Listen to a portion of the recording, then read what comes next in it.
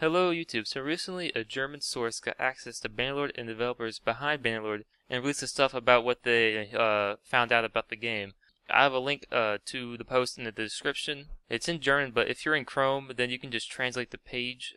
I don't know if the other browsers have that ability, but anyways, I believe you also have to pay to access the bulk of the article. They give us a little info without having to pay, but I can't afford to pay for their subscription, so I believe some other YouTubers have paid for it, so you can go check their videos out and what's in there. But moving on, so in this video I wanted to look at the new screenshots they released to us alongside the article. Alright, so in the first one here we see a huge cavalry attack and an equally as huge group of infantry. We already know they have added physics where a cavalry charge will stagger the opponent, so it'll be interesting to see how these huge cavalry charges collide with the huge masses of infantry. And as we can see in this picture, the pure amount of soldiers also at once on the battlefield is a lot.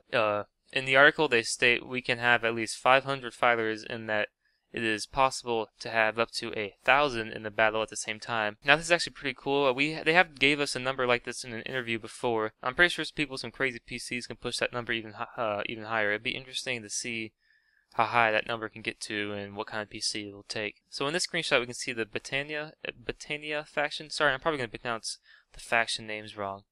But anyways, we can see the Battania faction fighting in the desert. This is definitely not where they excel in fighting since they're used to fighting in woodlands. That's where they're native. I can't see who the other faction is, but I'm assuming it's Azaria, the desert faction. In this we can see horsebowmen. Not sure what faction they belong to, but I'm going to assume it's the desert faction. Or it's the Mongol-like faction. In this next screenshot we also see a desert battle, and the troops from this I'm pretty sure are the Mongol-like faction. Now in this screenshot, the only thing I found noteworthy was the bloodstains and his clothes and sword.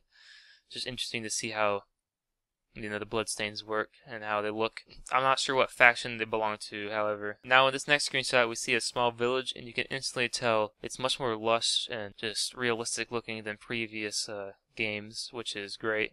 In this we can see a desert city, which what seems to be the marketplace area with a lot of shops. We can see the world is much more filled than Warband. The cities are much more full, a lot more activity going on. Lots of desert scenes in these screenshots. These infantrymen, as you can tell, are much more uniform, so they're more likely belonging to one of the Empire factions. In this we can see a village from a distance, and we can see how the environment is varied and not just 100% sand like it is in the Warband desert. Nothing really to talk about here. You can just see some clothes types, I guess, that you can wear and put on your companions and stuff. In this we can see one of the Empire factions approaching the player. The description for the screenshot says the Colradian Empire deploys disciplined, well-equipped troops. While I agree with the well-equipped part, I don't know or see in this a discipline that differs from all the other factions. I'm sure the formations and types are the same. I don't know. It'll be interesting to see how if they do something about that in the actual game. They might just be meaning like their style of fighting the NPCs or the AI uses,